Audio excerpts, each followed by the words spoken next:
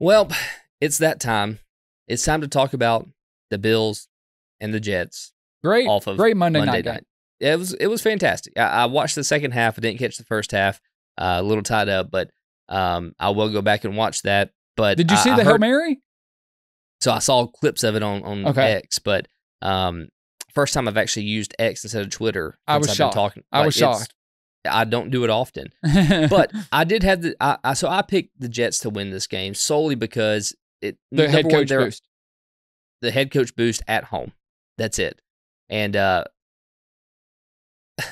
we haven't really addressed the firing of Robert Saleh. Well, by the way, if the kicker would have made the kicks, Jets could have won the game. They missed 2 or 3 field goals. So the Bills would have been down 26-23. But I do think that just based off that last drive where Josh Allen got that first down, they were finding that rhythm in the run game. The Bills were the better football team. Oh, much better. Yeah. And we thought this, Jets team was going to have a terrific defense. And they have a pretty good defense, but actually, they've had some points put up on them lately.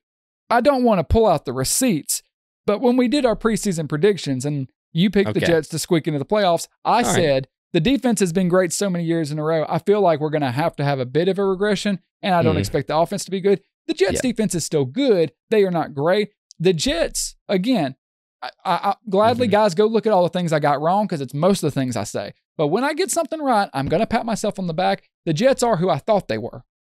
I'm not going to put the receipts is the same as saying, like, hey, no offense, but it's you look a little chunky today. It's like you can't preface an offensive statement and just make it okay. When's the baby due?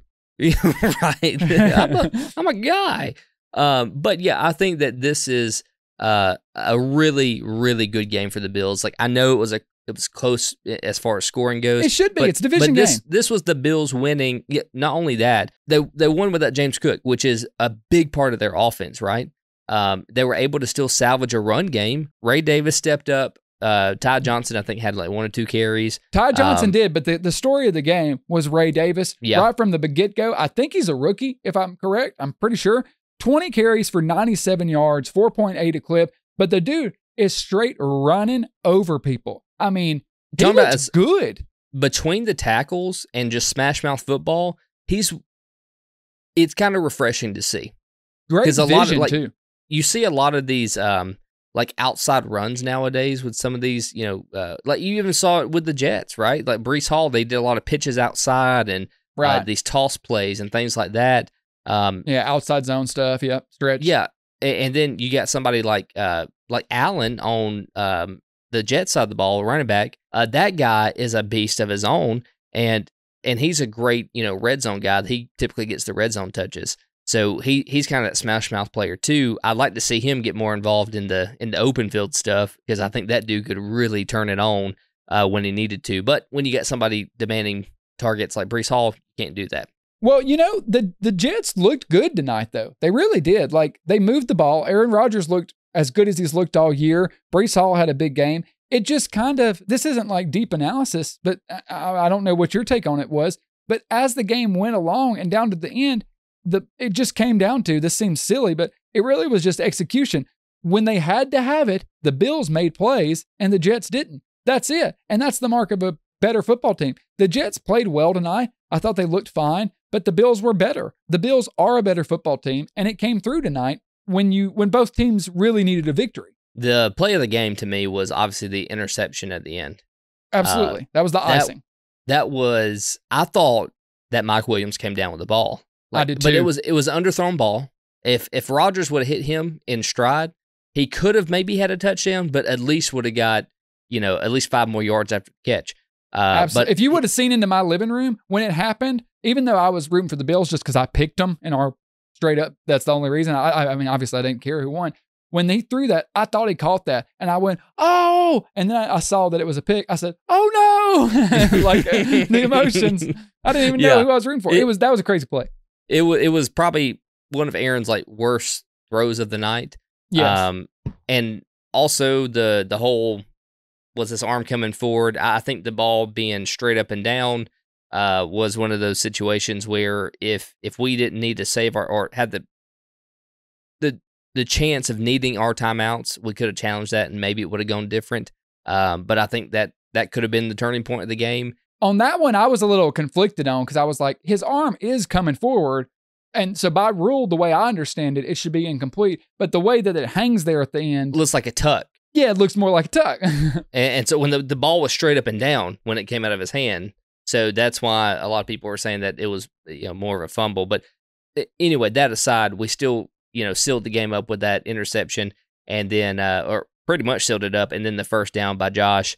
It was also awesome. sloppy too. It was a really sloppy game. I think there were 20 penalties for almost each team had almost 100 yards in penalties. Buffalo had 11 for 94. Jets had 11 for 110. So yeah, I think it's one of the most penalized games in like the most recent past, like the last 3 or 5 years. I think is what I saw. But it was rough. Joe Buck made the comment that the referee's going to need a SAG card after this one, as much as he was on TV. I thought that was perfect. Yeah, it was terrible, man. Like. It was a sloppy football game, but I think this was a big win for the Bills. I think that may be a huge confidence booster going into the rest of the season. Because I mean, look, you come back next week, you got to play the Titans. You hope you can win that game. Yeah. You should, even though it's at the Titans. Will Levis will make sure you win that one. Yeah, I think it's a winnable game. But then you got the Seahawks. Which is at the Seahawks. I'm sorry, the Titans is at home. It's at the Seahawks. And then you play the Dolphins at home, which notoriously Josh Allen has owned the Dolphins. And Tua is probably still gone. And even when he was there, they were dominating. So week 9, he may be back. I don't know. It's who knows? That's a toss-up at week 9. But then you got the Colts and the Chiefs before your bye week. Okay. So you should win 4 of those games, 4 of those 5 games. Yeah. And if you do that, then, looking at the good thing about the Bills is your only big opponent so far this year has been the Jets, and you just beat them. Okay, so let me ask you, last thing, and we'll get off the topic, we'll wrap the show up. I don't know that I feel any different about the Bills after tonight. Obviously, a win's a win in the NFL, a division win, all the much better. They take the lead of the division. I never doubted that they were going to win the division. I'm still confident about that. What I don't know is, are they good enough to really compete in the playoffs? Because I kind of feel like I have to eat crow and start to admit that you might have been right. You're really starting to feel the lack of talent at receiver, aren't you? Yeah. And I was defending the receivers, and maybe, I know Shakir wasn't a big factor coming off the ankle injury or whatever, but it was specifically watching this Monday night game against the Jets where I was like, man, they need some receiver help to really make a run at it. If I'm the Bills, man, I know the whole cap situation, everything, but I'm calling Amari Cooper. I'm calling Davante Adams. I'm calling whoever, some alpha out Someone. There. Please. I think Amari Cooper is a great option right now. Like I think so too, because he's cheaper, hasn't played good. He's not going to cost you a lot. And it's like if he hits, he hits, and if he doesn't, he doesn't. Like, who cares? Yeah, but I think a lot of Amari's problem, and I know that people say that he's dropped balls, and he has. But I think a lot of it is just that chemistry between him and Watson. It's just not there, man. I mean, I agree. Well, I mean, Watson doesn't have chemistry with himself right now. The only person he has chemistry with is the massage parlor. Easy. As a Chiefs fan, I would be happy if the Chiefs traded for Amari Cooper. So that's the only lens I can view it from. It's like, if my team added him, would I be happy? And given our receiver situation, I would. So, yeah, I think even though I don't want the Bills to do it, I want them to take their medicine with the cap. Considering that the AFC is kind of open, I wouldn't mind them making a move. At the same time, though, trying to be logical, even if I'm Buffalo, even if I add a receiver, can we compete with Baltimore or Kansas City? I don't know, but they definitely need help. I think you have a great point. I do think somebody like Amari Cooper would be great, and maybe he'd be happy not catching, massage oil-filled balls. But on the flip side of that... That's why you can't catch them. They're covered in baby oil. That's right. That's what I'm saying. They just keep slipping. Like, what's happening? Tonight did not give you a new perspective of the Bills. Tonight was just a good, solid team effort from the Bills, something that we've probably been lacking through this season.